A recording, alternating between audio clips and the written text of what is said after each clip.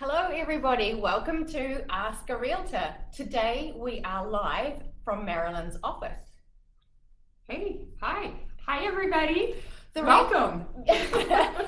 Well, the reason we can get together today from Marilyn's office down at Cobblebanker Bay in Nissaquah is that we're both vaccinated. So that makes for a nice in-person, hopefully, event. And then we're hoping when the sun shines we can go outside and Yes, outside. take you on tours, all that kind of fun stuff. We can go to new construction, Awesome. developments, whatever. Whatever. New listings, whatever.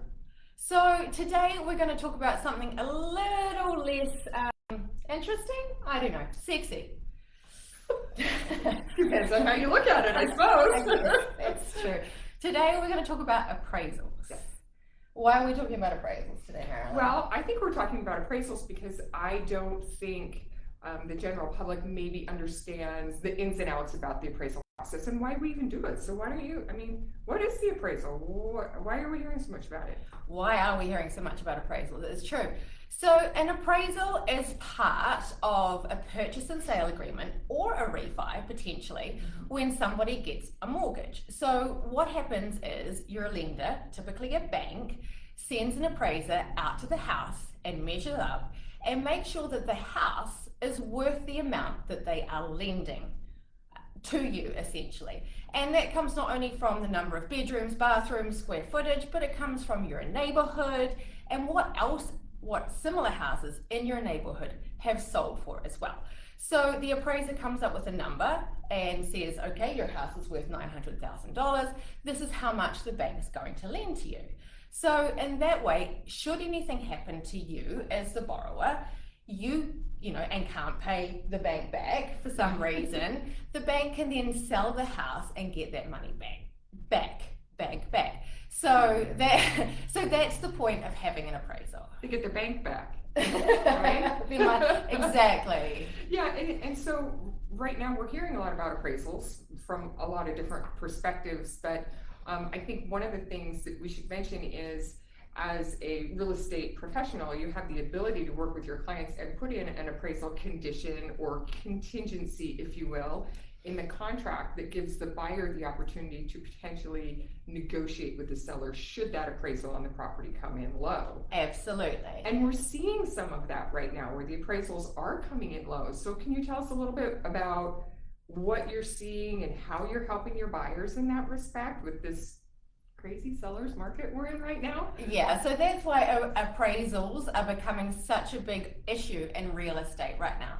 What we're seeing with home prices appreciating so quickly, we're looking at 1.5% per month in King County at the moment, is that the appraisals and appraisers are not keeping up with home prices. So say that $900,000 house, the neighbor's house probably sold 6 weeks ago for $850,000, and now it's got a contract on it for $900,000.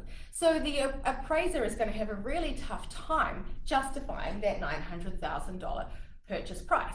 And so in a financing addendum, when you have a mortgage as a buyer, you do have this appraisal piece that used to mean, when it was a buyer's market, that you could renegotiate the price if the appraisal came in low.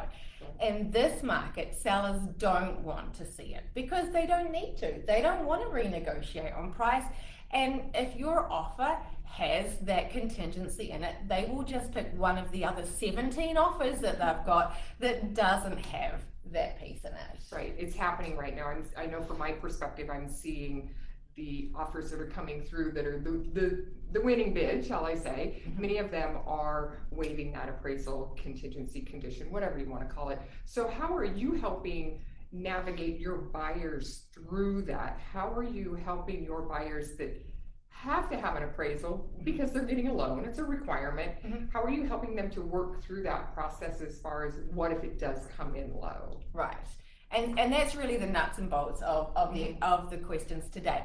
So two ways you can go about it. Waive the appraisal entirely, and as a buyer, you're on the hook for the difference between the sale price and the appraised price. So say that $900,000 house again, it appraises at $850,000, you've got it under contract for $900,000, you're on the hook for that $50,000.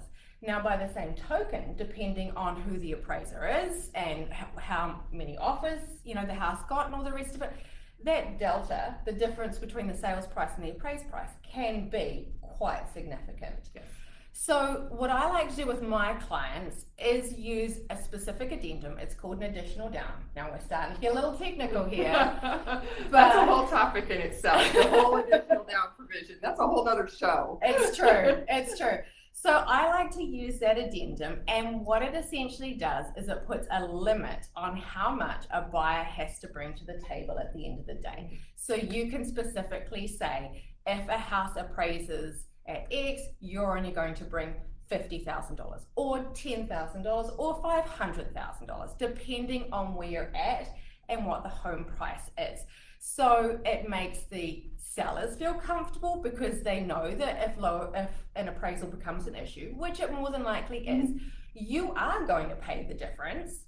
And it also makes buyers feel more comfortable because they know exactly how much more they're going to pay. Right, so it helps the buyer actually nail down, okay, I've got this pot of money, this is how much I can expect to have available in the event that the appraisal comes in low. Exactly. And if they had to potentially cover that gap between the appraisal price and the purchase price. And it's just one more reason that people need to be working with a real estate professional, such as yourself, Yes, someone that knows the market, somebody who is well versed in this process right now with the financing and the appraisals and the inspections and all the things that have changed recently. And if you're working with somebody that maybe isn't well versed in that, boy, it could be costly for you down the road. Absolutely. That's why people miss out on offers. You know, when I'm the listing agent, I see really not well thought together, put together contracts, and they may have the most money, but as a listing agent you don't choose it because all the other addendums and the things that give it the oomph that you need to have it accepted are just not there. So you really do need to know there are, you know, some things that you can do to strengthen your offer, and that's certainly one of them. In it to win it, right? Absolutely. Don't waste any time. Agreed, right? If you're out there and you're buying in this market, you've got to make sure that you're working with somebody that's going to get you the property that you got your eyes on. Really. Especially if we're appreciating as quickly as we are, because you miss a month, you got to bring more money to the table. Absolutely. Yep. Well, it's been good chatting with you about appraisals this morning. Oh, super interesting. Nice to see you in person. Fun in person. So much fun. Look at that. Look at that. We have mouths. Thanks for watching, and if you have any questions, feel free to reach out. Have a good Thursday. Bye.